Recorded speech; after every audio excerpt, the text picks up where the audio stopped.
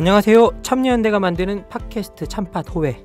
이번 호회는 지금 한창 이슈가 되고 있는 개헌에 관해 알아보는 시간입니다. 저는 진행을 맡은 정치철학자 김만권입니다.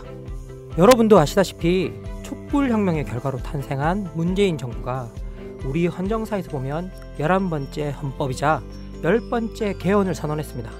실제 지난 3월 말 대통령이 발의안을 내놓았는데요. 본격적인 개헌 논의가 시작된 걸로 볼 수가 있습니다. 그래서 참여연대도 개헌 완전 마스터라는 기획 아래 호회 팟캐스트를 내보내기로 했습니다. 오늘은 제1부 개헌 어떻게 되고 있나 입니다. 그래서 초대 손님을 모셨습니다. 이거 설명을 드리려면 초대 손님을 모셔야겠죠. 오늘의 초대 손님은 한상희 건국대 법학전문대학원 교수님이 첫 번째 나오셨습니다. 예, 인사해 주십시오, 선생님. 네, 반갑습니다. 오래간만에 뵙겠습니다. 예, 두 번째 모신 손님은요. 저도 정말 한번 꼭 방송을 해보고 싶었는데요. 처음 방송을 하게 되네요. 참여연대 정책위원장이고 국민주도 헌법 개정 전국 네트워크 약칭 국민개헌넷에서 상임 운영위원으로 활동 중이신 이태호 참여연대 정책위원장이 나와 계십니다. 예, 인사 부탁드립니다. 예, 안녕하세요. 이태호입니다. 너무 다 인사들이 다 간단하신 거 아니에요? 저만 계속 이렇게 떠들고 있다는 느낌이 강력하게 드는데요. 아니 개헌 절차가 간단하게 지금 끝이 나고 있는 것 같아가지고 인사도 간단하게 해버렸습니다. 예. 지금 우리가 개헌 방송을 준비하고 있었는데요. 황당한 일이 좀 일어났습니다. 지금 무슨 일이 일어났는지 좀 한번 여쭤봐야 될 것 같은데요. 사실 지난 촛불 집회 때 이제 촛불 시민들이 이게 나라냐 개탄을 했지 않습니까? 그래서 그래 나라다운 나라를 만들어 보자. 그러려면 헌법을 바꿔야 돼. 해서 이제 30년 만에 헌법을 개정하는 그런 그 일종의 뭐 국민적인 그 움직임이었죠. 거기에 부응해서 이제 대통령이 지난 3월 말에 그 대통령 개헌안을 발의를 했습니다. 국회가 제대로 논의를 해가 발의를 하면 참 좋았겠는데 국회가 그동안 직무유기를 하는 바람에 대통령이 발의를 했는데요. 문제는 이 대통령 발의한 개헌안을 통과시키려면 국민투표를 해야 되는데 그동안 국민투표는 6월 13일 지방선거 때 같이 하자. 뭐 그렇게 거의 뭐 어떻게 보면 국민들이 다 그 인지하고 있는 그런 약속이 있었는데요. 문제는 6월 13일 날 국민투표를 하려고 하면은 국민투표법이 제대로 작동이 돼야 되는데 이 국민투표법은 벌써 3년 전에 헌법재판소에 의해서 위헌으로 판결이 났습니다. 예. 왜냐하면은 재국민들한테 투표권을 주지 않았기 때문에. 이건 그 차별이다 해가지고 위헌으로 했는데요. 그동안 국회가 이 법을 빨리 고쳤어야 됐는데 안 고치고 그냥 그대로 내버려둔 거예요. 아니 지난 3년 동안 헌법재판소가 고치라고 한 걸 계속 그냥 냅두고 있었다고요, 국회가? 그러니까 국회가 월급만 다 먹고 아무것도 안 한 거죠. 이제 그 과정이 되다 보니까 문제는 뭐냐면은 6월 13일 날 국민투표를 하려면은 재외국민들 그러니까 외국에 나간 우리 국민들이죠. 이 부재자 투표 신고를 할 수 있는 기간이 있어야 되는데 이 기간을 고려한다면은 적어도 오늘까지는 국민투표법이 개정이 됐어야 되는 거죠. 그런데 이제 그게 개정이 안 되고 있다 보니까 대통령은 할 수 없이 오늘 국무회의석상에서 모두 발언을 통해 가지고 정말 너무 아쉽다. 국회가 이렇게 직무유기를 하다니 자기 상식으로는 도무지 이해가 되지 않는다. 이러면서 약간 이제 개헌은 절차를 어느 정도 중단시키는 그런 발언을 한 것 같아요. 이제 이러다 보니까 이 개헌의 흐름에 대통령의 개헌안 발의로서 한번 그 급물살을 탔는데 이제는 조금 중단되는 뭐 그런 그 상황에 빠져 있는 거죠. 뭐 이태호 정책위원장님은 항상 여기 헌법 개정과 좀 많이 활동을 하고 있었잖아요. 예, 여기에 예. 대해서 어떻게 좀 평가하시는지. 예, 사실은 개헌 논의는 뭐 오래전부터 국회에서는 있어 왔지만 본격화된 것은 촛불 집회가 한창이던 2016년 겨울이었습니다. 그래서 그 사실은 그 새 국회 20대 국회가 들어서면서 국회의장이 개헌 의사를 표명했고 원내 교섭단체들이 그해 하반기에 개헌특위를 만들자고 했고 그리고 그해 12월 달에 개헌특위가 구성된 거죠. 근데 그 개헌특위가 사실은 개점협처럼 잘 논의가 안 됐어요. 그러다 보니까 이제 시민들이 압박을 해가지고 대통령 선거 때 개헌 언제까지 할 거냐 각 당 후보들에게 물었습니다. 그래서 각 당 후보들이 문재인 후보까지 당시 후보까지 포함해서 모든 당의 후보들이 지방선거까지는 개헌안을 만들어서 국민투표에 붙이겠다 약속한 거죠. 그러니까 모든 후보들이 기본적으로 다 약속한 거예요. 예. 지금 자유한국당의 홍준표 대표 그 당시 후보도 국민투표를 지방선거 때 하겠다라고 약속한 거였습니다. 근데 그 뒤에도 여러 가지 정치적 이유 때문에 사실은 특히 이 야당이 좀 소극적이었어요. 원래는 야당이 적극적으로 개헌을 하자는 입장이었는데 촛불혁명이 일어나고 또 정권 교체도 되다 보니까 이상하게 소극적으로 된 겁니다. 그래서 사실은 개헌특위위원장이 자유한국당 의원 이주영 위원장이었는데 이주영 위원장 자신이 예전에 적극적이었는데 갑자기 소극적으로 돼서 회의를 잘 안 열고 또 공론화 절차도 진행하지 않는 거예요.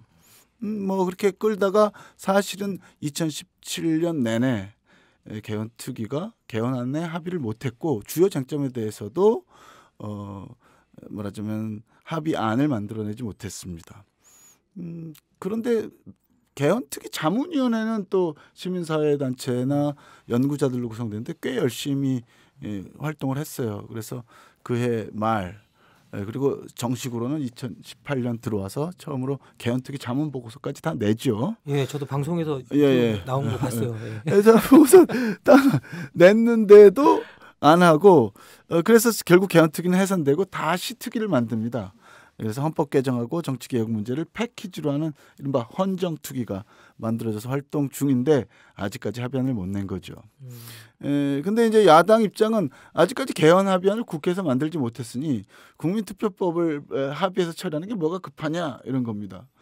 근데 헌법상으로는 국회만 헌법을 발의할 수 있는 게 아니고 대통령도 헌법을 발의할 수 있고 또 그 대선 후보 중에 하나였던 현 대통령은 국민과의 약속을 지키겠다라고 그래서 안을 만들어서 사실은 대통령 발의안이라는 형식으로 국회에 낸 거죠.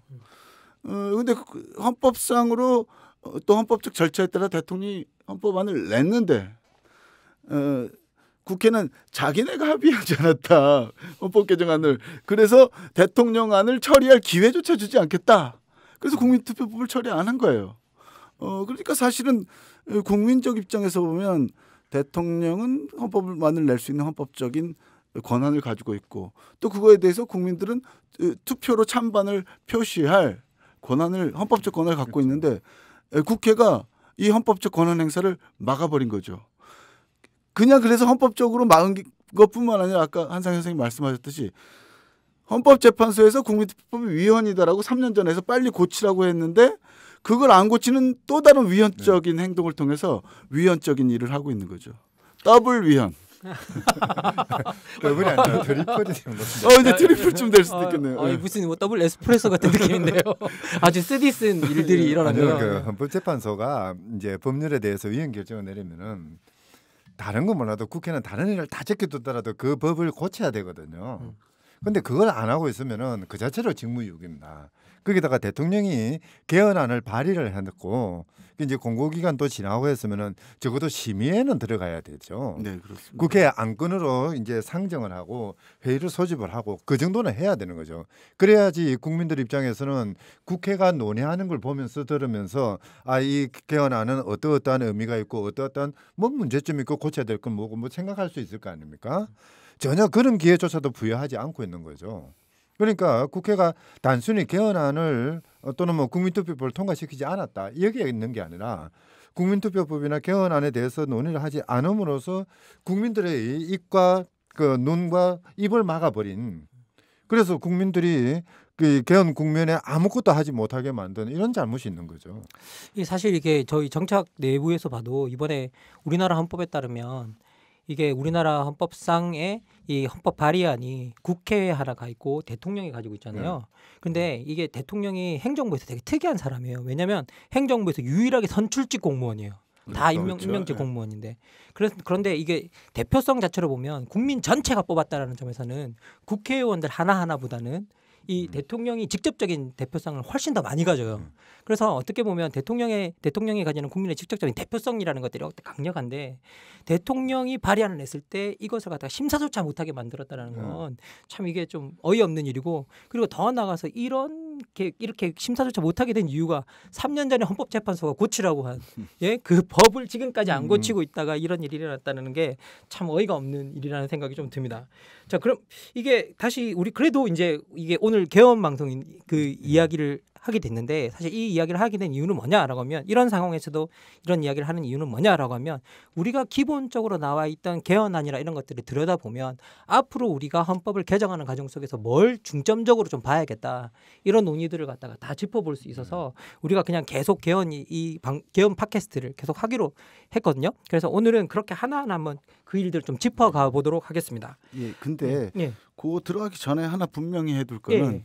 개헌이 완전 물 건너간 건 아니라는 그렇죠. 겁니다. 아, 그렇죠, 네. 그렇죠. 적어도 개헌이 물 건너간 것은 6월 지방선거에서 개헌안을 국민투표에 붙이는 것이 물 건너간 거고 그다음에 대통령안은 이미 국회에 발의됐기 때문에 아직 살아있죠. 살아있죠. 살아있어서 살아있어서 심의할 수도 있는데 아마도 국민투표를 못할 운명에 처한 법이기 때문에 대통령은 아마도 앞으로 심사숙고하겠다고 그랬지만 철회하고 나중에 다시 내는 방안을 모색하지 않을까 그렇죠. 싶습니다. 그리고 또 자유한국당 입장에서는 자기네 때문에 개헌안이 국민투표에 못 붙여지게 됐다 또는 자기네가 개헌안을 반대해서 지방선거에서 국민투표를 하려고 기다리고 있던 국민들을 배신하게 됐다 이런 욕을 비판을 듣기 싫을 거 아니에요. 지금부터 개헌 논의를 열심히 하자 막 주장할 수 있어요. 나 개헌 논의할 준비됐다. 빨리 협상하자. 사실 얼마 전부터 그 이야기 하긴 했잖아요. 예, 실제로도요. 국회가 지금 무슨 드루킹 파동연이 막 이래가지고 다 공전되고 있지 않습니까? 그래도 헌정특위에는 알리바이를 위해서 자유한국당 의원들이 계속 열심히 나오고 있습니다. 그래서 우리는 협상할 의지가 있다. 다만 반대하는 것은 지방선거 때 관제 개헌안을 투표하는 것은 반대한다. 이런 등등의 논리를 대면서 오히려 지방선거 전후에서 개헌 논의가 다시 시작될 가능성이 없지 않기 때문에 개헌안의 쟁점을 따져보는 건 중요하겠다 이런 생각이 듭니다. 예, 다시 이태호 위원장이 다시 정확하게 집었는데 6월 개헌이 물 건너갔다라는 겁니다. 6월 13일 개헌이 예, 6월 13일 개헌이 물 건너갔다라는 이야기를 하고 있는 거고요.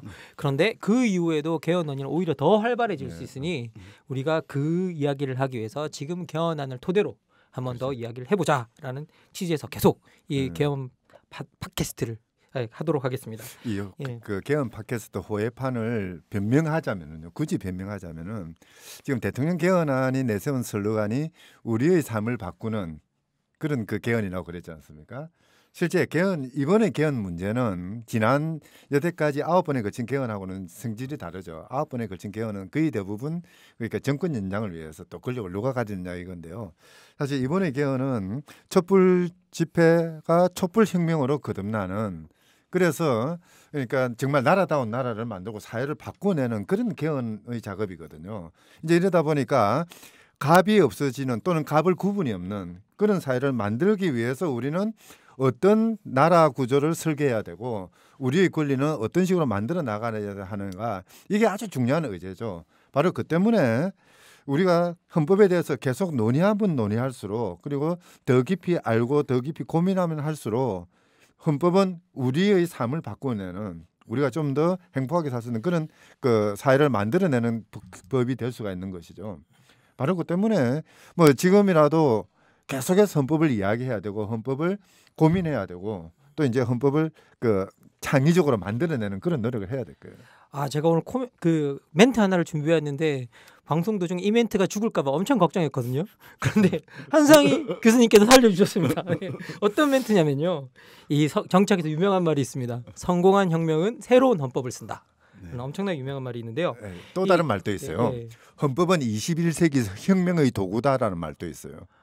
예. 이게 사실 어떻게 보면 돌이켜 보면 사실 근대 정치가 시작됐을 때 제일 먼저 있었던 게 미국 혁명과 프랑스 혁명인데 이 둘 다 새로 헌법을 써버렸잖아요. 그렇죠. 그러면서 완전히 이 역사의 진행 방향을 자체를 바꿨기 때문에 실제 혁명과 헌법이 엄청나게 깊은 맞아요. 상관관계를 맺고 있습니다. 그래서 우리가 제가 아까도 말씀드렸다시피 성공한 혁명은 새로운 헌법을 쓴다 했을 때 이 혁명이 과거의 지난 시간에 대한 부정이잖아요. 그러면 새로운 시간을 살아갈 원칙이 필요한데 그 원칙이 헌법에 담겨 거기 때문에 이 둘 사이에 사실은 엄청나게 깊은 연관성이 있습니다. 그래서 여러분도 오늘 이 방송에 많이 집중해 주셨으면 좋겠다라는 좀 생각이 듭니다. 선생님 한마디만 더 부과시키자면요. 혁명의 결과로 헌법을 쓰는 이유가 뭐냐면은 혁명의 결과로 권력의 주체가 바뀌기 때문입니다. 왕에서 군주에서 국민으로 바뀌고 이 국민들이 군주라는 국가 권력을 압박해서 우리의 삶을 보장해달라, 우리의 자유를 보장해달라, 재산을 지켜달라라고 하는 그 어떻게 보면은 승리의 결과, 권력의 그 투쟁에서 승리의 결과를 문구로 만든 게 헌법이거든요. 그러다 보니까 헌법은 그 국민들의 기본권, 인권 그리고 재산, 자유 이런 것들을 지켜주는 그런 그 하나의 성문의 문서가 되어 있는 거죠. 제가 그럼 뭐 자연스럽게 제가 좀 질문을 좀 해보겠습니다. 우리가 저희 이 개헌 방송이 개헌을 좀 전제로 하고 이미 하고 있는 거지만 네. 많은 분들이 이렇게 물어요. 사실 헌법이 문제였냐? 헌법을 네. 유지하는 사람들이 문제였지. 뭐 그렇게 헌법을 바꾸는 게 그렇게 중요하냐? 이렇게 묻는 사람들이 있는데 뭐 여기에는 어떻게 답해야 될까요? 글쎄 아까 지금 뭐 헌법의 예. 탄생, 헌법의 개정에 대해서 얘기했지만 사실 헌법이라고 하는 조문화된 문서 쪼가리죠. 하지만 굉장히 삶에 대해서 중요한 조항들이 적혀 있는 문서하고 그 개헌의 주체인 사람, 국민 뗄래야 뗄 수 없는 관계죠. 그래서 모든 혁명은 새로운 헌법을 남긴다고 그랬다는 게 그 연관관계를 잘 보여주는 거죠. 헌법은 헌법 자체로서 삶을 규제하는 또는 삶을 바꾸는 여러 가지 조항들을 갖고 있기 때문에 중요한데 이것을 작동하는 주체가 없으면 제대로 기능하지 않죠. 근데 시민들이 열심히 자기의 권리를 찾으려 해도 또 조문상으로 제한이 있으면 이것을 막고자 하는 사람들이 보다 용이하게 권리를 주지 않는 명분을 헌법에 찾으려고 하는 거죠. 그래서 헌법을 두고 서로가 작용하고 있는데 서로가 작용한 결과로 우리가 새로운 권리를 더 주장하게 됐으면 지금 조문에서 보다 많은 권리를 뽑아낼 수도 있지만 아예 현 헌법을 바꾸어서 적극적 조치를 국가가 취하도록 명문화할 수 있는 거죠. 네. 원래 헌법이라는 게 이제 프랑스 혁명이나 미국 독립 그 전쟁이나 뭐 하여튼 그런 과정에서 드러났던 게 국민들이 국가에 대해서 명령하는 겁니다. 우리의 자유는 이렇게 지켜라. 우리의 생활은 이렇게 보장해달라라고 명령하는 것이거든요. 그러다 보니까 국민들의 생활이나 국민들의 생각이 바뀌면 헌법이 바뀔 수밖에 없는 거죠. 왜냐하면 국가가 해야 될 일이 달라지니까. 특히 이제 그것을 헌법의 규정으로 형식으로 만들어 가지고 국가에게 의무를 지우고 국가가 그 의무를 제대로 준수하지 못하면은 뭐 경우에 따라서는 지난번처럼 대통령을 탄핵한다든지 또는 이제 선거 과정에서 그 책임을 묻는다든지 이렇게 할 수가 있는 것이죠. 사실 뭐 현행헌법 가지고 많은 것들을 해석하면 되지 않느냐. 근데 문제는 현행헌법 체제에서 헌법을 해석할 수 있는 권한은 국민이 가지고 있기보다는 헌법재판소 9명 재판관이 가지고 있거든요. 또는 경우에 따라서는 저 300명 아무 일도 안 하는 국회의원들이 자기들이 법 만든다는 명분으로 이상한 법을 만들어서 헌법의 내용에 대한 국민들의 기대와 다른 그런 법을 만들어 가지고 이상하게 규율할 수도 있는 것이죠. 이런 것들을 제껴버리고 국민들의 의지가 그대로 그 국가 권력으로서 시행될 수 있도록 하기 위해서는 헌법 조문을 만들고 헌법 조문을 통해서 국가가 어떠한 일을 하도록 가이드라인을 제시하는 그런 작업도 필요한 거죠. 예를 들면 우리 헌법에 모성을 보호한다.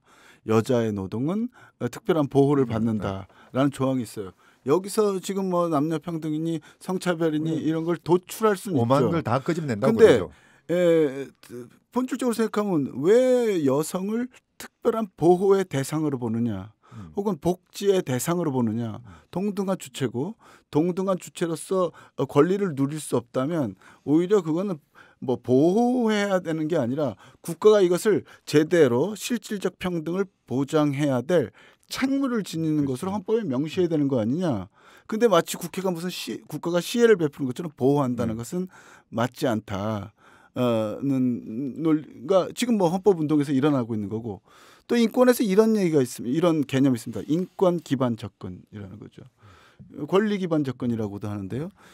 어떤 권리를 우선 호명하고 분명하게 정의해야 권리와 책무 관계가 분명해진다. 예를 들어서 권리를 선언하면 권리의 담지자가 생기는 반면에 의무를 이행해야 될 책무를 지닌 사람이 생깁니다. 당연히 의무를 담지한 사람은 국가겠죠.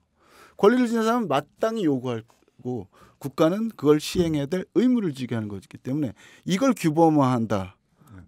특히 성문화한다는 것은 매우 중요한 의미가 있는 거죠. 예, 뭐 사실 저희가 어렸을 때 배운 헌법을 돌이켜 보면 헌법이 우리한테 어떤 의무를 부여하는 문서처럼 생각했거든요. 그렇죠. 그런데 지금 이제 우리 논의는 네. 헌법을 통해서 우리 국가의 의무를 부여하는 쪽으로 가고 있잖아요. 예, 그렇죠. 그렇습니다. 예. 그러니까 이 시선의 전환도 엄청나게 중요하다는 좀 느낌이 들고요. 어릴 때 예. 헌법을 배우셨나 봐요. 저희는 헌법 전문 못 배운다고 얻어맞기만 했지 그 외에는 배운 적이 없어요. 그리고 헌법 전문을 외우라고 요구 받으셨잖아요. 거기는 네. 권리가 돼 있잖아요. 네. 저희가 외운 거는 국기에 대한 맹세밖에 안 배웠어요. 하긴 저희는 헌법 전문 외우면서 동시에 국민교육 헌장도 배웠어요. 예, 국민교육원장 모두면 뭐 다 빠따 맞던 그 세대니까요. 아니, 예. 대학 입학 중 저희 때는 본고사가 있었거든요. 본고사 시험 문제 나왔어요. 국민교육원장이요. 네, 가로넣기. 예. 다음에 들어갈 적당한 말은 그런 거. 예. 참 박정홍 선생님이 위대한 유산을 남기는 바람에 참 전 국민이 다 피곤했던 시절이 있었습니다. 그 헌장을 외운다고 피곤했던 시절이 있네요. 근데 사실 이게 우리가 이야기하다 보면 또 한 측면이 헌법이 원래 기본권과 권력 구조로 만들어지잖아요. 네. 근데 과거에 우리 헌법 개정 논의는 다 권력 구조에 맞춰져 예, 있었는데 그렇습니다. 오늘 뭐 이태호 위원장님이나 아니면 한상희 교수님께서 말씀하시는 내용은 기본권에 우리가 초점을 맞추고 있다는 지점에서 포인트도 상당히 달라졌다는 그렇죠. 점, 바라보는 네. 포인트를 달라졌다는 점에서도 상당히 큰 의의가 있다는 생각이 좀 듭니다. 예. 저는 요즘 헌법 논의가 참 고무적이라고 생각하는데요. 사실 권력 구조, 뭐 국회나 정치인들은 권력 구조 가지고 지금 논의를 하죠. 자기들이 권력을 어떻게 잡느냐 이게 중요한 거니까. 근데 대통령제를 하든 뭐 분권형 자기들이 이야기하든 혼합형으로 하든 우리 호주머니는 바뀌지 않아요. 호주머니 사정은 여전하거든요. 근데 기본권이 하나 어떻게 들어가느냐. 예를 들어서 이제 모성이나 또는 여성의 그 노동에 대한 보호냐, 그게 권리냐. 이렇게 되면은 여성들이 어떤 자신의 그 운명을 만들어 나가는데 상당히 다른 그런 힘이 생기는 것이거든요. 바로 그 자체가 국민들의 삶을 바꾸는 것이죠. 그래서 뭐 지금의 그 개헌 논의 과정, 특히 이제 대통령의 개헌안 같은 경우에는 기본권 부분이 이제 사회에서 나왔던 요구 사항들을 어느 정도는 담고 있습니다. 뭐 그런 점에서 좀 고무적이라고 할 수 있는데요. 어쨌든 지금의 그 개헌 논의들의 핵심은 권력 구조보다는 우리의 삶을 어떻게 헌법의 이름으로 바꿔낼 것인지 이런 데 집중할 필요는 있는 거죠. 예, 뭐 우리가 또 여성에 관한 이야기를 하나 예로 나와서 뭐 이렇게 드는 말이긴 한데요. 기본적으로 아까도 말씀하셨다시피 정말 보호의 대상이냐, 아니면 그냥 권리를 당연히 받아야 될 주체냐 이렇게 묘사하는 거, 그 문장 하나하나, 어구 하나하나가 사실은 우리가 사회에 같이 살아가는 주체들을 인식하는 방식이거든요.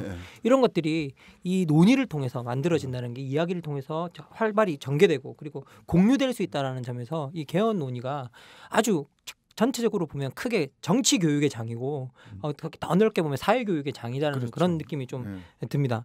그래서 이제 조금 더 구체적으로 좀 오늘 이야기가 들어가고 싶은데요. 좀 더 구체적으로 이야기하기 위해서 약간 지루한 이야기일 수도 있는데 도대체 개헌이라는 거 우리가 이야기는 하고 있지만 이 개헌 과정이 어떻게 이루어지는가 여기에 대해서 좀 설명을 드려야 되는데 여기에서는 좀 교수님의 지혜가 좀 필요한 것 같습니다. 예. 뭐 국민이 원하면 개헌되는 거죠. 근데 이제 문제는 헌법에 이제 정한 절차에 따라서 하는 것이 아무래도 이제 분란을 막는 사전에 막는 거죠. 대충 이제 우리 헌법 128조에서부터 130조까지 3개 조문에서 이제 규정을 하고 있는데요. 우선 개헌안 발의는 대통령이 하거나 그렇지 않으면은 국회의원 과반수 이상 그러니까 150명 이상이 이제 그 연설을 해서 발의를 하면 되고요. 발의되면은 국민들이 그 내용이 어떤 것인지 알아야 되니까 반드시 20일 이상 공고를 하게 되어 있습니다. 공고는 대통령이 하고요. 그리고 이제 발의된 날로부터 60일 이내에 국회는 그 개헌안을 심의를 해서 이제 통과시킬 것이냐 그렇지 않으면은 그 뭐 그냥 폐기할 것인가를 결정을 해야 됩니다. 지금 이제 그 대통령 발의안을 어쨌든 국회는 60일 내에 심의해야 그렇죠. 됩니다. 예. 발의된 날로부터 60일 이내 해야 되고요. 그리고 이제 국회가 3분의 2 이상의 동의로 그 합의로 이제 그 개헌안을 발의안을 통과시키면은 통과된 날로부터 30일 안에 국민투표에 해봐가지고 이제 국민투표에서 선거권을 가지는 국민 과반수가 투표를 하고 투표한 사람의 과반수가 찬성 그러면은 이제 그 안은 헌법으로 확정이 되는 거죠. 예. 여기서 그러니까 제적 의원의 3분의 2 이상의 찬성을 얻어야 한다는 규정 때문에 지금 저렇게 자한당이 큰 소리를 칠 수 있는 거죠. 예. 자기들이 120석 조금 넘는다고. 그렇죠. 우리 전체 300석에서 그죠? 예. 큰 문제군요. 이게 뭐 그렇다고 해서 규정을 바꿀 수도 없고 예 어쨌든 3분의 2 이상의 찬성을 얻어야 된다라는 거고요. 그 다음에 근데 여기에 우리가 개헌 이번에 논의를 할 때 이거는 우리가 절차를 알아봤는데 좀 이번 개헌 이야기가 나오고 난 다음에 헌법학계 거두이신 원로 교수님께서 제가 허영 교수님 맞을 겁니다. 저희가 학교 다닐 때 헌법계에 세 분의 별이 계셨습니다. 김철수 교수님, 권영성 교수님, 허영 교수님. 이게 뭐 고시 보는 친구들이 이 세 분이 쓰신 책 중에 한 권을 사서 뭐 교과서로 삼아서 막 공부했던 기억이 나는데요. 한상희 교수님 책은 너무 좀 좌경적이어가지고 이렇게 만드는 건가요? 또 갑자기 또 죄송합니다. 예, 그런데 이 허영 교수님께서 이게 이번 개헌 과정이 위헌 소지가 있다 이러면서 조선일보랑 인터뷰를 하셨어요. 이게 뭐가 위헌이라는 겁니까? 저도 왜 그런 말씀을 하셨는지 도무지 이해가 되지 않는데요. 이 그 개헌안의 경우에는 조금 그 다른 분석을 해야 되는데 비슷한 사례가 이제 그 허영 교수님 이야기로는 대통령이 국무회의 참석도 안 하고 전자결제를 하고 외국에 가가지고 뭐 이렇게 하는 게 그 나쁘지 않느냐. 그리고 이제 국무회의에서도 제대로 논의도 안 하고. 근데 사실 국무회의에서 제대로 논의하지 않는 게 아니라 국무회의에서 뭐 30분 걸렸다고 하지만은 그 전에 개헌안을 마련할 때 각 부처에서 이 개헌안에 대해서 연구들을 많이 한 걸로 알고 있습니다. 그러면 이제 국무회의에서 그것만 정리를 하면 되는 것인 그건데요. 근데 비슷한 사례가 과거에 통합진보당에 대한 그 위헌 정당으로 헌법재판소에 해산 제소를 한 적이 있습니다. 그때 박근혜 대통령이 외국에 나가가지고 전자결제로 했죠.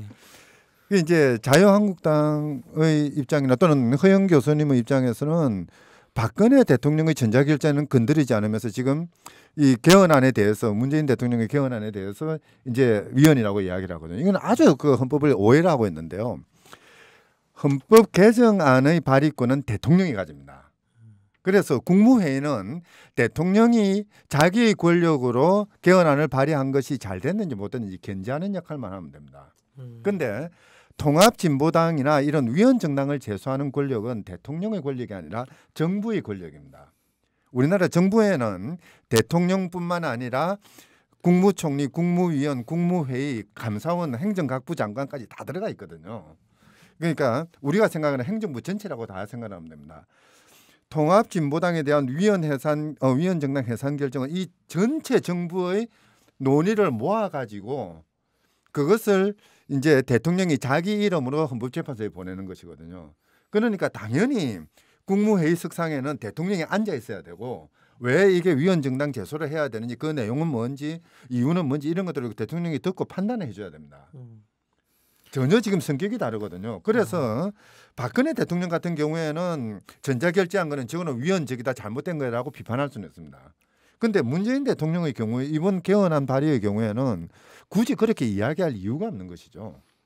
아마 이 허영 교수님이 헌법전을 잘 안 읽어보신 것 같아요. 아니 그 인터뷰에는 그 헌법 소책자를 항상 주머니에 넣어 다니신다고 그러고 그래서 그때도 제가, 인터뷰하시면서 꺼내서 보셨다고 하는데. 그 항상 들고 다니니까 낡아가지고 그 부분을 아마 지워졌던 것 같아요. 근데 가끔씩 제가 개헌하면서 많은 헌법 반자들을 만나게 됩니다. 허영 교수님 같은 분도 있고 한상희 선생님처럼 되게 실천적인 분들도 있고. 근데 어떤 경우엔 누가 보기에도 헌법의 본질적인 정신이라거나 헌법상에 이러한 쟁점들이 형성되고 있다라는 게 분명한데 너무 그 조문 그 자체에 매달리셔가지고 실제로는 일반인이거나 헌법적 상식에서 너무 많이 벗어나시는 헌법학자들도 많으신 것 같아요. 이런 경우도 실제로 헌법의 본질적으로 국민이 직선으로 보면 대통령이 헌법안을 발의할 수 있는 민주적 정당성을 가진다는 게 아마 이 헌법 조문에서 아주 본질적인 측면 아닐까요? 그렇죠. 예. 그런 걸 가지고 뭐 위헌의 소지가 있다.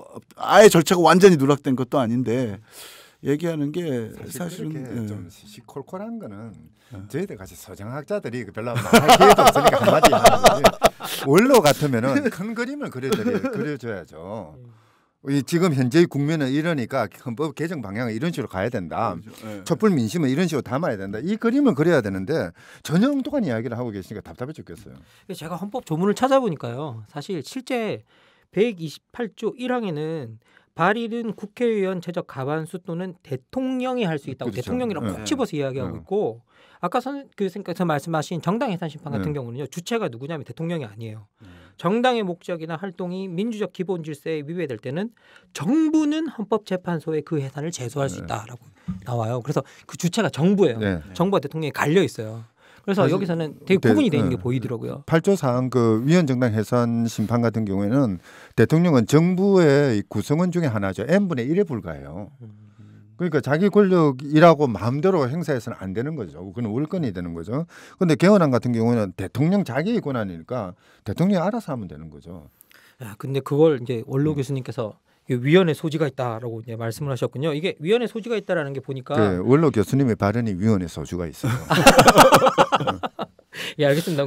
제가 봤을 때는 헌법 89조 3항에 나오는 대통령은 발의 시 뭐 국무회의의 심의를 거쳐야 된다라는 네. 거 했는데 이걸 가지고 거셨던 느낌이 조금 들긴 듭니다. 근데 네. 이거는 되게 보조적인 그렇죠. 항이지 아니면 그 주된 항이 아니라 이걸 네. 말씀하시는 거죠. 사실 뭐 국무회의 심의 사항은 꼭 뭐 이런 것뿐만 아니라 뭐 그냥 조약 체결이라든지 그렇지 않으면은 뭐 외국군의 주둔에 관한 것이라든지 또는 국립대학 총장 임명까지도 국무회의 심의 사항이거든요. 예. 좀 별로 그거는 마음에 들지는 않지만 어쨌든 헌법에는 그렇게 되어 있습니다. 그럼 뭐 교육을 완전히 컨트롤할 수 있는 거잖아요. 네. 어떻게 보면. 예, 알겠습니다. 그럼 조금 뭐 이제 여기서 이제 위헌 소지는 좀 벗어나면 더 좋겠네요. 이제 네. 바깥으로 나가서 다시 한번 옮기기 전에 다시 한번 말씀드리면 위헌 소지가 있다라는 주장이 위헌이에 가깝다라는 이제 안상희 교수님의 말씀이셨고요. 좀 다음 질문을 해보면 실제 이제 우리 대통령이 발의안을 내놨는데 이 발의안의 주요 내용은 뭔지 한번 점검해볼 필요가 있을 것 같습니다. 그래서 현재 헌법과 비교해서 어떤 부분이 달라지는 건가 이걸 좀 설명을 좀 들었으면 좋겠는데요. 일단 뭐 이태호 위원장님부터 하시겠습니까? 예, 뭐 제가 발의안을 직접 만든 건 아니지만 대통령 발의안을 준비하기 위한 국민헌법 자문특별위원회라는 데 참여해가지고 한 달 정도 같이 다른 분들과 작업을 했었습니다.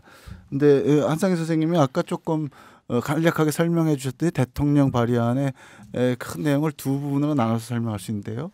하나는 이제 기본권 분야입니다.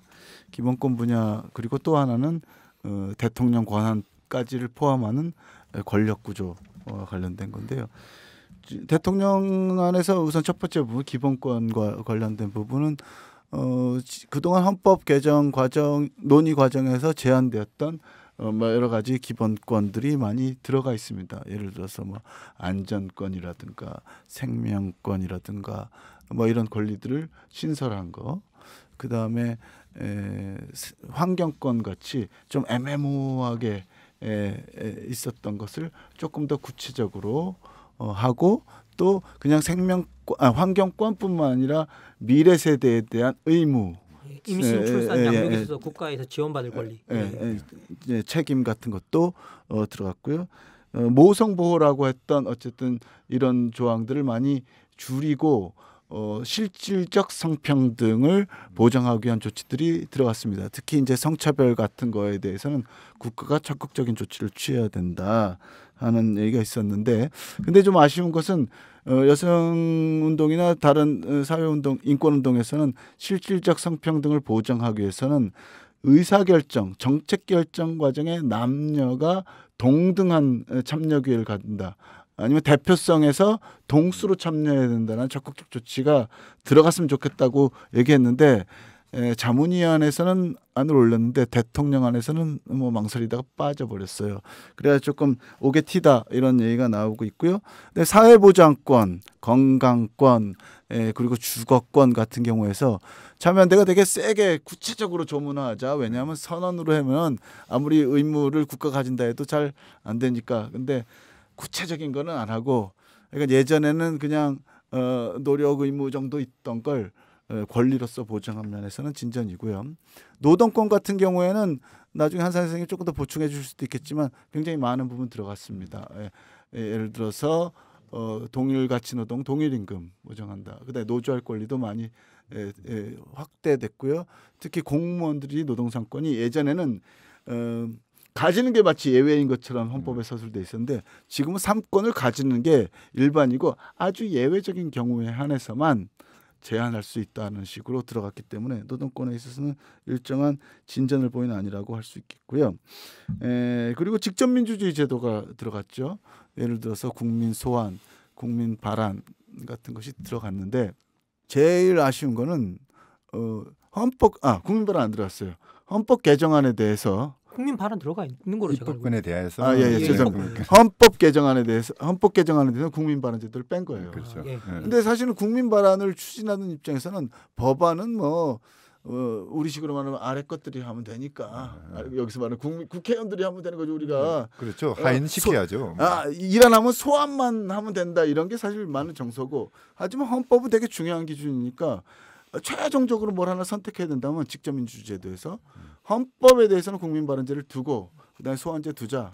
입법 발의에 대해서는 뭐 가져도 좋고 주기 싫다 그러면 국회가 안 줘도 좋다 이런 거였는데 대통령에서 정작은 헌법 개정안에 대해서 국민이 일정 수의 서명으로 발의할 수 있는 제도를 빼버린 거죠.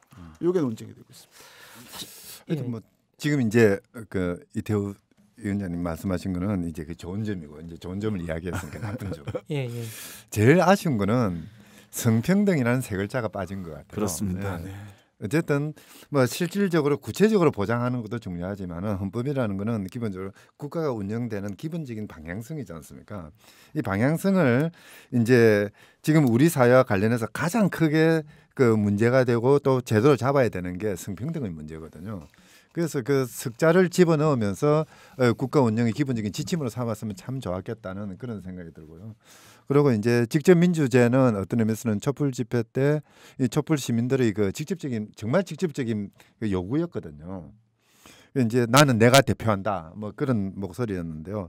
이것이 그러니까 입법에 대한 국민 발언제만 이야기되고 방금 이야기했듯이 그 개헌 이런 부분에서는 그 빠졌다는 거 그건 상당히 아쉽죠. 그리고 이제 입법에 대한 또 국민투표제 같은 것도 빠져 있고요.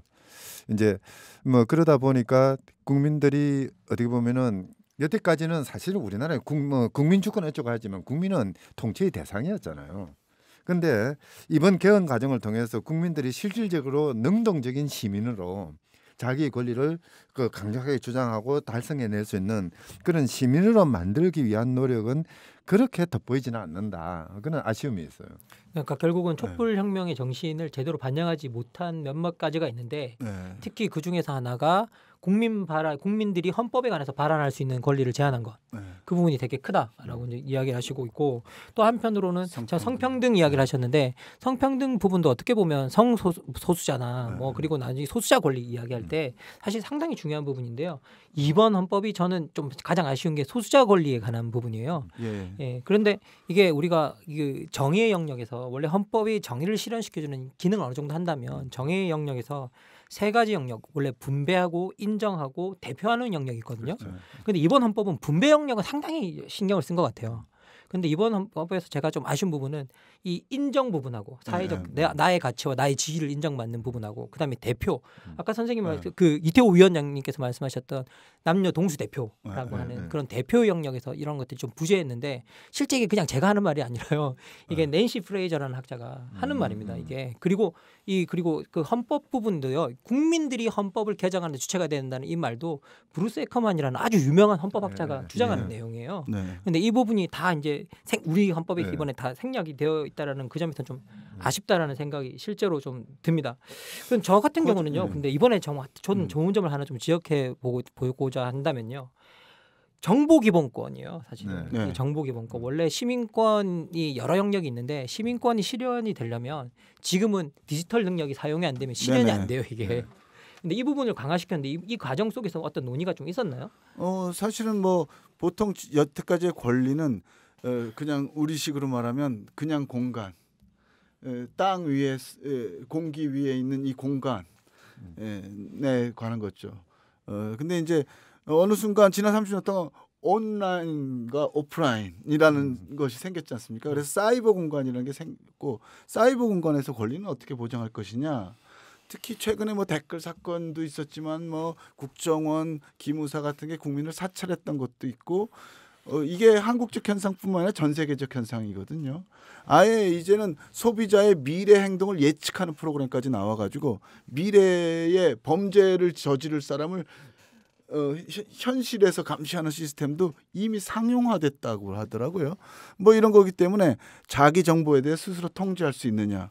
또 이제 플랫폼이 발전하다 보니까 대기업하고 정부가 온통 빅데이터를 다 가지고 있거든요. 그럼 이거에 대해서 접근할 수 있느냐? 그리고 거기에는 자기 정보에서 통제할 수 있느냐?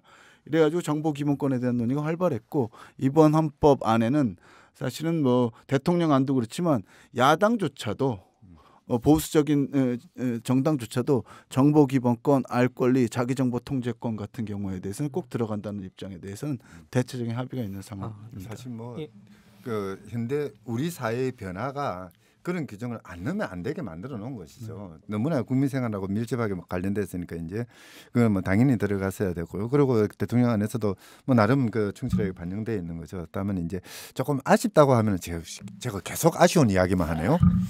아쉽다고 한다면은 이제 망접근권. 사실은 뭐 이제 참여연대가 여태까지 쌓아왔던 통신요금, 기본요금 없애자 하는 것도 이 망접근권의 문제거든요. 경제적인 이유로 망에 접근하지 못하도록 만든 게 기본요금제 아닙니까? 뭐 이런 것들은 조금 헌법적인 차원에서 좀 규율했으면 좋겠다 싶은 생각이 들고요. 더 나아가서 이제 그러니까 뭐 정부 3.0, 4.0 그렇게 슬로건을 내세우지 말고 헌법에다가 아예 정부가 생산하는 모든 정보들은 공개한다. 뭐 군사 기밀이나 그런 것 같으면 또 모르겠는데 웬만한 건 다 공개하는 걸 원칙으로 한다. 더더욱 이제 뭐 제왕적 대통령제 어떻게 하면서 대통령의 권력을 축소시키자. 이러면 당연히 국회의 권력이 커지거든요. 그러면 이제 그 권력이 커진 국회는 어떻게 통제하느냐? 그 통제하는 가장 좋은 방법은 국민들이 국회의원들 일거수일투족을 들여다볼 수 있게 하면 됩니다. 그들이 화장실에서 둘이 뭐 볼일 보면서 나누는 대화까지도 국민들이 볼 수 있다면은 그들이 권력의 마음대로 행사는 못 하게 되는 거거든요. 이게 이제 소위 말해서 그 북미에서 말하는 그 햇빛법, 선샤인 액트라고 그러죠. 제 발음이 안 좋아가지고 하여튼 그런 것들을 헌법에 넣으면서 국민들이 직접 국회를 통제하게 만들고 정부를 통제할 수 있도록 만드는 이런 장치들은 좀 앞으로 헌법 개정 과정에서 좀 논의할 필요는 있지 않은가 싶은 생각이 듭니다. 그게 사실 참여연대가 여러 가지 주장했는데 대통령 안뿐만 아니라 여당도 야당도 적극적으로 반응하지 않는 하나의 주장이 있어요.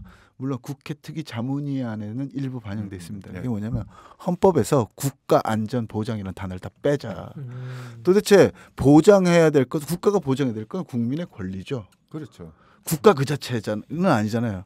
국민의 안전이죠. 또 국토의 보위 말이 된다. 국토. 그다음에 국민. 천지인 아닙니까? 땅, 하늘 아래 사람 있으면 사람을 보호하고 땅과 하늘을 보호하면 되는 거지. 국가라는 게 세상에 어딨냐는 거예요. 그건 없거든요. 그러니까 안전보장에 대해서 국가로 하는 용어는 다 빼자. 예를 들어서 37조인가요? 기본권 양이죠. 기본권 제한의 사유로 국가 안전보장 말이 안 된다. 국민의 권리를 지키기 위해서거나 다른 국민의 권리, 공공의 복리를 위해서 기본권을 제한할 수 있다고 구체화하자. 이게 사실 유신 때 들어간 말이거든요. 그리고 국회 비공개 사유에도 국가안전보장과 관련된 사항은 비공개한다는 거예요. 웃기지 마라. 그런 게 어딨냐. 아주 특정한 국가 비밀을 다루는 거에 대해서 반드시 필요한 경우에 한해서만 국회를 비공개로 하자. 뭐 이런 거. 그래서 그런 조항들 그리고 대통령 선언할 때도 국민을 지킨다. 국토를 지킨다. 요즘은 이제 사이버 공간도 지켜야 되나요? 뭐 어쨌든 지켜야 되지만 적어도 그냥 국가를 지킨다 이런 얘기는 하지 말자. 이래서 안전보장에 대해서 국가 자체를 추상화시키는 건 다 빼자라고 얘기했는데, 예, 뭐 대통령 안에서는 사실은 자문위원회에서 상당한 공감이 있었습니다. 왜냐하면 논리적으로 말하면 다 이게 맞거든요. 국회 특히 자문위원회에서 국가안전보장을 빼기로 한 것도 웬만한 법학자가 보기에도 왜 국가가 그 추상적인 실체가 권리의 주체도 아니고 뭐 의무의 주체도 너무 이상하다. 빼자 이런 거. 이론적으로도 그걸 뺀다고 해서 특별히 문제되는 건 없어요. 네, 근데 정치적인 이유로 이것 때문에 무슨 뭐 이념적 논란이 일어나면 안 된다 이런 식으로 해가지고 반영 안 한 거죠. 이게 참 헌법 전문을 봐도요. 우리 헌법 전문이 지금 10번 바뀌었잖아요. 그런데 이거 사실 실제로 들여다보면 헌법 전문에 대한민국이 헌법을 제정하는지 대한국민이 이 헌법을 제정하는지 표현이 다른 때가 있어요. 이게 달라져요. 주체가 누군지를 다르게 표현하는 때가 엄청나게 많은데 실제로 학생들도 헷갈려요. 헌법 전문 읽어보라 그러면은 눈으로 보면서 읽는데도 유관 역사와 전통에 빛나는 우리 대한국민은이거든요. 꼭 대한민국은 그래요. 실제로 이게 그 주체가 누구냐도 되게 중요한데 뭐 어떻게 정보기본권 이야기를 하다가 여기까지 오게 됐습니다. 예, 정보기본권이라 국가안보 이 문제 되게 중요해요. 왜냐하면 정보기본권을 제한한 논리가 대부분 국가안보 그렇죠. 안전보장이거든요. 예. 저는 사실 근데 이 정보기본권을 왜 더 소중하다고 생각했냐면요. 그리고 아까 우리 통신망 접근권 같은 게 되게 중요하다고 하셨잖아요. 지금 대부분의 수당 신청이 인터넷을 통해서 이루어져요. 그럼 이게 제대로 된 정보 교육을 받아야 여기 사실은 그렇죠. 수당 신청도 하고 돈도 받고 어려운 사람일수록 거기에 그 돈이 그렇죠. 필요하잖아요. 그런데 지금 현재 교육을 받은 사람일수록 접근은 훨씬 더 잘 되는 거잖아요. 저도 아직 공인인증서가 너무 힘들어가지고요. 저 그냥 은행 가서 뭐 하고 예. 사이버 뱅킹 예. 안 하고 있어요. 이제 예. 사실 그 이제 정보 접근권 같은 경우는 이제 그러니까 그 컴퓨터나 이 사이버 공간을 다룰 수 있는 능력 더하기 진짜 필요한 거는 저희 어머니 같은 경우에는 어떻게 가르치고 어떻게 해도 인터넷 못 하시거든요. 이제 그러면은 그러니까 소위 말해서 휴먼 인터페이스가 필요해요. 컴퓨터를 대신해서 누군가가 가가지고 설명하고 대신 이걸 해줄 수 있는 이게 두 개가 박자를 맞춰가지고 제공이 돼야 되는 거죠. 그래서 이제 뭐 정보 접근권 또는 망 접근권이라고 이야기해서 오로지 컴퓨터, 인터넷 그것만 생각할 필요는 없는 거죠. 저희들 말씀이 이해 안 가시면 혹시 다니엘 블레이크라는 영화를 보시면 바로 이해가 되실 겁니다. 다니엘 블레이크라는 영화를 한번 살펴보세요. 우리가 대통령 발의안에 대해서 주로 이야기해 왔는데 이제 자유한국당도 나름의 개헌 안도 아니죠. 이건 뭐 조항 같은 게 없으니까 대충 개헌 기조 같은 걸 제공했잖아요. 그럼 여기서 살펴보실 때 뭐 두 분은 이 개헌 기조에 대해서 어떻게 평가하시는지 좀. 저는 자유한국당이 뭘 이야기하고자 하는지 도무지 이해를 못해요. 뭔가 내놓은 것도 아니고 안 내놓은 것도 아니고. 예, 그게 맞습니다. 사실 자유한국당은 대통령 안에 대한 일종의 안티테제 말하자면 이제 그 비판론 입장에서만 자기 안을 내기 때문에 아직 자기 안은 없어요. 근데 대통령 안에 대해서 조금 짚고 넘어갈 것은 이게 있습니다. 우리 권력 구조에 대해서 얘기 좀 안 했는데 대통령 안은 어쨌든 국민의 다수했듯이 대통령 직선제이기 때문에 대통령 직선제를 유지하고 다만 대통령 직선제를 유지하고 지금 5년 단임제를 4년 중임제로 연임제로 바꿔서 중간에 한번 심판을 하되 잘하면 8년까지도 할 수 있게 하자라는 안에 기초해 있죠. 그리고 대신 대통령제를 유지하는 대신 대통령이나 정부가 갖고 있던 권한의 일부는 상권 분립이나 이런 기준에 맞게 좀 나눠주겠다. 그래서 제왕적 대통령제 소리를 듣지 않게 하겠다 그랬는데 일반적으로 평가하기에는 말은 그렇게 하셨는데 정부나 대통령이 가진 권한을 많이 내려놓은 것 같진 않다. 이게 이제 저희 개헌넷에서도 비판하는 거고요. 막상 대통령이 되거나 정부를 잡고 보니까 정부가 하는 일은 다 공정해 보이고 중요해 보여서 이걸 내려놓으면은 국회같이 이렇게 무책임한 집단이 좌지우지할 수 있다라는 이상한 공포감에 사로잡혀 가지고 대통령 사실 뭐 이유 있는 공포가 아니죠. 왜냐면 자신들이 국회에서 왔잖아요. 그래서 자기가 지방 분권이든 국회든 여기가에 대한 국민의 신뢰가 없으니까 정부가 여전히 많은 권한을 가져야 된다는 구조가 안을 가지고 대통령안이 나왔고요. 그러다 보니까 야당은 원래도 내각제나 이원정부제를 주장했지만 약간 비판할 꼭두리가 생긴 거죠. 관제 개헌을 하더니 정작 보니까 내려놓은 것도 없다. 지금 뭐 촛불이 왜 일어났냐? 자기들 일이지만 자기가 너무 국정을 농단하고 제왕적 대통령 때 때문에 아니냐 이렇게 하면 우리처럼 망한다 뭐 이런 뭐 희한한 봤어요 저도 그 자해 개그 같은 걸 하면서 완전 자해 개그예요. 그러면서 그러려면 협치와 분권이 일어나야 되는데 그러면 아예 총리를 국회에서 뽑게 해야 된다.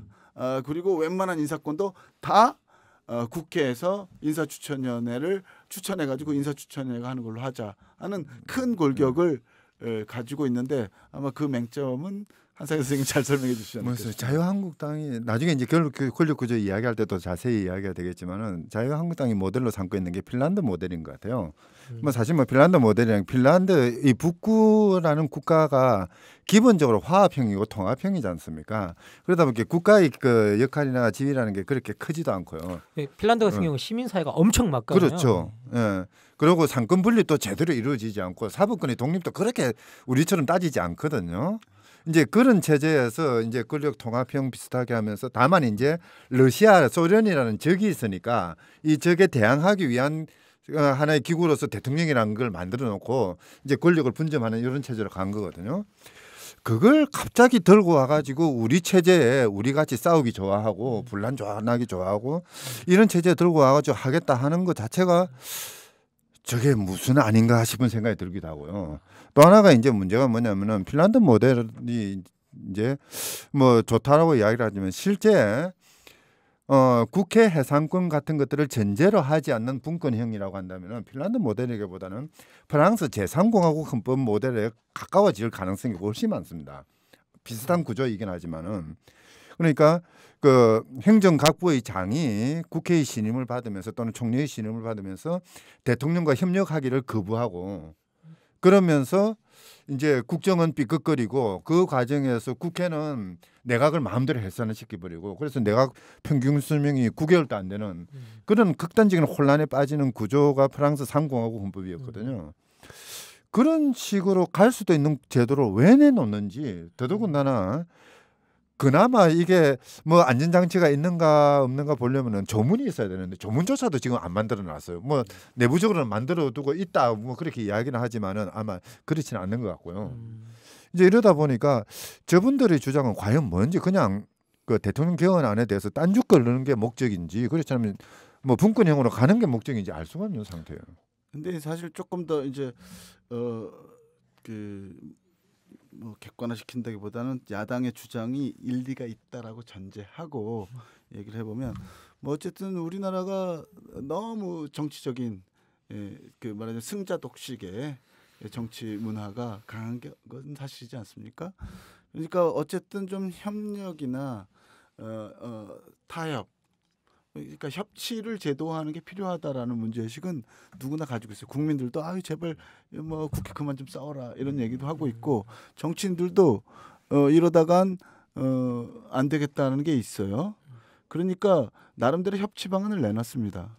대통령 안에는 아무리 대통령 중심제죠 가만히 보시면요 결선 투표제를 도입했어요. 대통령. 그러니까 대통령 결선 투표제라는 건 뭡니까?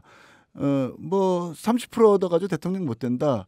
1, 2, 3등 중에 누가 국민의 다수를 받는지 2차 투표해가지고 어쨌든 과반수 넘는 사람이 대통령이 되게 하자는 거잖아요. 그러다 보면은 1등하고 3등 간에든 1등하고 2등 간에든 2등하고 3등 간에든 연합이 형성되게 됩니다. 그럼 연합이 형성되면 내각을 같이 꾸리게 될 가능성이 있죠. 그러면 협치가 구성되는 거죠. 그렇게 협치를 맺은 정당 간에는 국회에서도 협치가 구성되죠. 그러니까 대통령 중심, 대통령 선거를 중심으로 해가지고 결선 투표제를 통해서 연정이나 연합을 구성하자라는 안이 대통령 안이라면 지금 야당이 주장하는 것, 특히 정의당까지 포함해서 야당은 그렇게 구성하지 말고 그건 결선 투표하자 뭐 좋은데 중요한 건 국회를 중심으로 연합을 구성하자. 그러니까 국회 총리 선출권이든 총리 추천권이든 뭐든 하여간 정부를 구성하는 권한 중에 일정한 권한을 떼어주고 왜 대통령만 구성하냐? 국회도 국민의 힘으로 뽑혔는데 정부를 구성할 권한을 일부 주고 그걸 상징적으로 국무총리라고 하는데요. 국무총리 선출 권한을 주고 그걸 중심으로 국회 내에서 연합을 구성해서 이 연합을 구성한 국회의 다수파가 행정부의 일부를 통치할 수 있게 하고 그것 때문에 대통령과 국민이 뽑은 대통령과 이 국회 내에 구성된 연정 간에 불가피하게 협치가 이루어지지 않을 수 없게끔 하자. 이런 논리인데요. 국민들이 판단하시겠지만 국민들에게 판단하도록 계속 요청하고 막 토론을 하면 전자를 많이 선택하시더라고요. 이제 한 가지만 부연하자면요. 우리가 권력 구조를 만들 때 헌법을 만들 때는요. 기본권 부분은 최대한 보장되는 방식으로 가야 됩니다. 그리고 권력은 최악의 경우를 막을 수 있는 장치들을 마련해야 됩니다. 문제는 뭐냐면은 이제 뭐 협치라든지 뭐 또는 뭐 타협이라든지 다 좋은데요. 이게 삐끗거렸을 때 어떻게 할 것이냐 그 대비책이 있어야 되거든요. 그 자유한국당 안도 뭐 어떻게 보면 협치의 점에서는 참 좋은 안일 수는 있습니다. 좋게만 된다면은. 근데 문제는 뭐냐면 이게 만에 하나 나쁘게 작동할 때 나라가 엉망이 되지 않도록 하는 장치들은 있어야 되는데 이 부분이 지금 구멍으로 남아 있어요. 이제 그러다 보니까 그 자유한국당 안 전체에 대해서 신뢰를 못하는 상황이 되는 것이죠. 뭐 정치학을 하는 제 입장에서 보면요, 대통령을 뽑는 방식이 사실은 연정을 만들 수 있듯이 국회의원을 뽑는 방식도 연정을 만드는 네, 방식이 있을 수 그렇죠. 있거든요. 네. 그래서 실제 선거제도가 어떻게 세팅이 되는가가 정치 구도를 좌우하는데 엄청나게 많은 영향을 미치는데 저희들이 선거제도만 바꾸자 그러면 다 그놈이다. 저거 다 지가 해먹으려고 그런다. 이렇게 네. 막 나오시는데요. 실제 선거제도를 우리가 좀 연구해보고 이게 협치가 가능한 방식으로 선거제도를 바꾸는 게 이게 되게 중요한 포인트가 아닌가 생각이 들고 그런 점에서 이번 발의안에서 이 국회의원의 수를 비례성을 좀 강화하려고 하는 그런 안들이 조금씩 보여서 그렇죠. 그 부분은 좀 긍정적이라는 생각이 좀 들었습니다. 저희들이 뭐 많은 이야기를 했는데요. 시간 관계상 이제 마지막 질문을 간단하게 한번 이제 그 이태우 위원장에게 좀 묻고 넘어가도록 하겠습니다. 이런 개헌을 위해서 시민사회단체들이 모여서요, 이제 국민개헌넷을 만들어서 활동하고 있는 걸로 알고 있습니다. 네. 이게 국민개헌넷에 관한 간략한 소개 좀 해주시고요. 시민 참여형 개헌이라고 할 때 이게 도대체 무엇인지 조금 간략하게 소개만 해주시면 좋겠습니다. 이게 국민개헌넷은 그야말로 국민이 참여하는 개헌을 나아가서 국민이 이 개헌을 주도하자라고 해서 만들어진 네트워크고요. 전국의 개헌 관련해서 이러저러하게 발언해 오던 개별 단체들이나 개헌 관련 연대 기구들이 다 같이 모인, 말하자면 어떤 개헌 관련 네트워크의 네트워크. 그래서 좀 컨소시엄 같은 거죠. 예를 들어서 노동 쪽에서 개헌 운동 하시는 분, 여성 관련 개헌 운동하던 뭐 헌법 개정 여성연대, 그리고 또 직접 민주주의가 중요하다고 생각하시는 연대 기구들, 이런 데가 다 모였고요. 지역 운동 하시던 네, 그리고 시민사회단체 연대회의라고 하는 시민단체 연합체들도 같이 들어와서 구성해서 활동을 하고 있고요. 저희는 뭐 기본권이 강화되는 개헌, 그다음에 지금 말씀하셨듯이 정치개혁이나 선거제도가 반드시 전제되는 개헌, 그리고 직접 민주주의가 보장되고 그것에 기초한 개헌, 그리고 민주적 권력 구조가 기본이 되는, 그리고 자치와 분권이 기본이 되는 개헌을 추구합니다. 그런데 특히 국민 참여를 어떻게 할 것이냐. 근데 많은 경우에 이제 유럽 나라 같은 경우는 시민의회 같은 것을 만들어서 직접 추첨제로 대표를 뽑아가지고 개헌안 토론을 하기도 해요. 이번에 신고리 오리코게도 그렇게 했고, 대통령안을 마련하는 과정에서도 시간이 없었지만 권역별로 200명씩 샘플 뽑아서 총 1000명에 대해서 개헌 주요 쟁점에 대해서 전문가들이 설명을 하고 토론을 하고 사전 설문하고 사후 설문해가지고 그 과정에서 어떻게 국민 의견이 바뀌나 알아보는 공론조사형 수기토론을 한 적이 있습니다. 그래서 이런 방식으로 구체적인 쟁점에 대해서 국민들에게 자세히 설명하고 토론하고 선택할 기회를 주면 국민들이 누구보다도 자신의 삶을 바꾸는 문제에 대해서 책임 있게 결정할 수 있다. 그것을 시행하자라고 제안을 하는 거고요. 그런 방식이 저희가 생각하는 국민 참여형의 개헌입니다. 예, 뭐 듣고 보니 뭐 국민이 많이 참여하고 스스로 논의하고 또 결정할 수 있도록 하자라는 기본 기조가 아주 뭐 좋다라는 점에서는 뭐 이게 국민개헌넷이 많이 좀 알려져서 많은 분들이 이 안에 들어와서 이 헌법 논의를 같이 이어갔으면, 공론장에서 같이 이어갔으면 좋겠다라는 생각이 듭니다.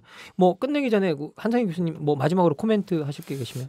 뭐 이태우 위원장님 하신 말씀 그 연장선상에서 하는 이야기인데요. 사실 개헌 국면에 국민이 참여한다는 것은 상당히 큰 의미를 가지거든요. 예를 들자면은 베네수엘라 헌법을 만드는 과정에서 가정주부들이 이제 모여가지고 자신들의 이야기를 합니다. 가사노동은 베네수엘라 경제 발전의 기본을 이룬다. 그렇게 국가가 보상하라. 그러니까 헌법 83조에 들어가거든요. 우리의 경우에도 지금 뭐 개헌은 잠시 좀 정체되고 있긴 합니다만은 농민들이 그러니까 서명을 1000만 장이 넘는 서명을 받아가지고 우리의 권리를 보호해달라. 그러니까 대통령 개헌안부터 국회 자문위안까지 전체 거의 대부분의 그 개헌안에 농민들의 어떤 그 이익을 위한, 그러니까 농업의 공익성 보장이라는 그런 조항들이 들어가거든요. 지금의 국면에서는 대통령이 국회가 뭔가를 만들어주기를 기다리는 게 아니라 적극적으로 우리들의 요구사항을 헌법 형태로 만들어가지고 주거 안정 보장해달라, 임대료 올리지 못하게 하라, 뭐 이런 것들을 직접 이야기하는 그런 국면이 아닌가. 그렇게 참가를 한다면은 뭐 지금 주춤거리는 개헌 절차지만은 그러니까 뭐 그 야당을 압박하는 그런 가장 강력한 힘이 될 수가 있을 거고요. 그걸 바탕으로 정말 우리의 삶을 바꾸는 개헌이 가능하지 않을까 싶은 생각이 듭니다. 이게 뭐 좋은 두 분 뭐 너무 좋은 말씀 많이 나누어 주셔서 너무 감사드리고요. 오늘은 이쯤에서 이제 정리를 좀 해봐야겠습니다. 미국 혁명과 프랑스 혁명 양자 모두에 관여했던 토마스 페인이라는 인물이 있습니다. 이 인물이 이렇게 말합니다. 한 국가의 헌법을 만드는 일은 정부의 행위가 아니라 한 정부를 구성하는 모든 사람들의 행위다 라고 이야기합니다. 개헌에 대해서 이제 여러분의 많은 관심을 부탁드리고요. 오늘은 여기서 이만 이야기를 끝내도록 하겠습니다. 두 분 좋은 말씀 나눠주셔서 너무 감사드립니다. 다음 시간에는 권력 구조에 관한 이야기로 찾아뵙기로 하겠습니다. 감사합니다.